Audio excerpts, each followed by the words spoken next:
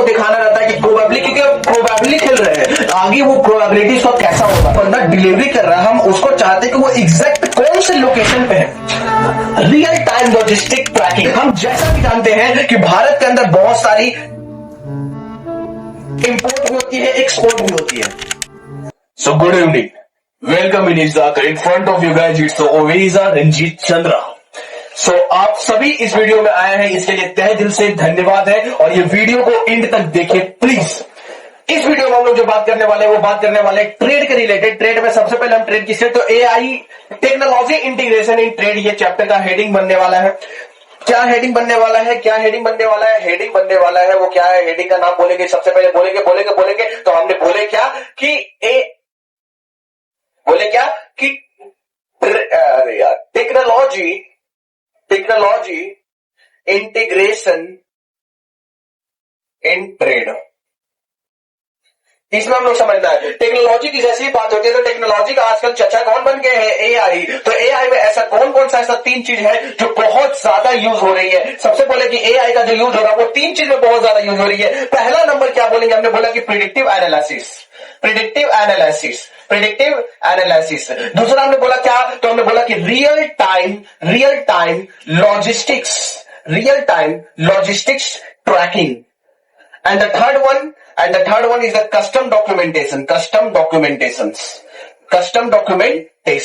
हम समझते हैं क्या कि प्रेडिक्टिव एनालिटिक्स क्या होती है। तो प्रेडिक्टिव एनालिटिक्स यही बोलती है कि अगर कोई कंपनी है, मान लेते कंपनी कोई है XYZ नाम का कोई कंपनी है, XYZ का नाम कंपनी है और ये कंपनी मस्त काम कर रही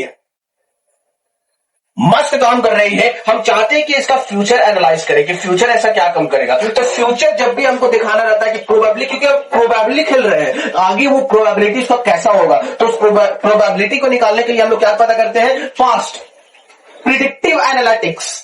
पहले को देख करके फ्यूचर को एनालाइज करना, इसको हम लोग क्या बोलते हैं, प्रिडिक्टिव एनालिटिक्स।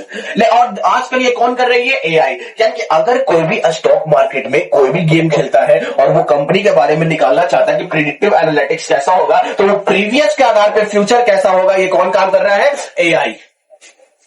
दूसरा हम बोलेंगे क्या, रियल टाइम लॉजिस्टिक ट्रैकिंग यही कहती है कि अगर कोई अमेजोन कंपनी, अरे कंपनी तो है ही भैया, अरे कौन सा कंपनी, अमेजोन, फ्लिपकार्ट, बहुत सारी कंपनी है। तो कंपनी का नाम ले लेते हैं हम लोग, फ्लिपकार्ट का क्या काम है, कोई भी प्रोडक्ट है, प्रोडक्ट को घर तक पहुंचाना।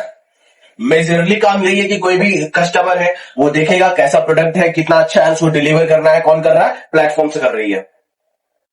अब प्लेटफॉर्म वाले जो डिलीवरी करवा रहे हैं, तो जो डिलीवरी कर रहा है, जो बंदा डिलीवरी कर रहा है, हम उसको चाहते हैं कि वो एग्जैक्ट कौन से लोकेशन पे है। रियल टाइम लॉजिस्टिक ट्रैकिंग, वो किस वक्त कहां पे मौजूद है, ये चीज पता करना है। तो ये पता पहले कौन लगाया जाता, किसके द्वारा लगाया जाता था, इंसानों के द्वारा। लेकिन आजकल भैया ये इंसानों के द्वारा नहीं लगाई जा रही है, ये मशीनों के द्वारा लगाई जाती है। मशीनों में कौन, एआई।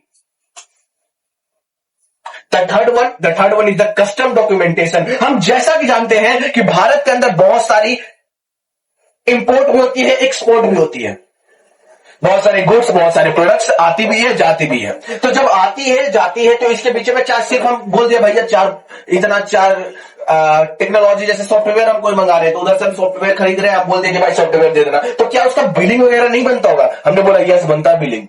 सारी चीज बिलिंग बनती है कि कब कहां जाएगा, कब कहां से लोगा, कौन सामान ड्रॉप करेगा, ये हर चीज की बिल बनती है। पहले जो बिल बनाती थी वो इंसान बनाती थी, लेकिन आजकल कौन बना रही है, एआई।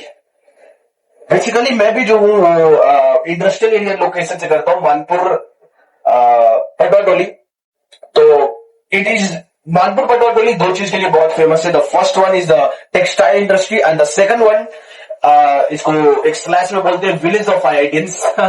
तो ये बड़े ही प्राउड की बात है कि हमारे यहाँ इतनी अच्छी है। तो टेक्सटाइल में भी ऐसा सोचता हूँ कि जो बिल वगैरह शिपिंग की जा रही है, बिल वगैरह बनाई जा रही है, वो आज भी हाथ से ही बनाई जा रही है पटवाटोली में। कभी कभी मुझे लगता है कि ये सब सारी चीज एआई जनरेटेड होना चाहिए। बहुत सारे लेबर का जो बनता है अटेंडेंस, ये सब भी लैपटॉप के थ्रू होनी चाहिए। सारी चीज सॉफ्टवेयर के साथ काम होना चाहिए ताकि उससे जो मालिक है, जो काम कर रहे हैं, जो मैनेज कर रहे हैं वो सारी इंडस्ट्री को, उसके लिए फायदा हो, उसको टाइम बचे। और वही टाइम किस चीज में लगानी चाहिए कि कैसे हम लूम से बनता है कपड़ा, तो कैसे लूम को हम, आज लूम मेरे पास 50 लूम है तो कैसे हम उसको 500 करें, और आज 500 है तो कैसे हम उसको और बढ़ाएं। मतलब धंधा को बढ़ाने पे ज्यादा हम फोकस करें, ना कि हम कैलकुलेशन पे। मालिक का काम ही होता है कि धंधा को कैसे बढ़ाएं, कैलकुलेशन को देखते हुए, ना कि सब कुछ खुद हम काम करें। ठीक है।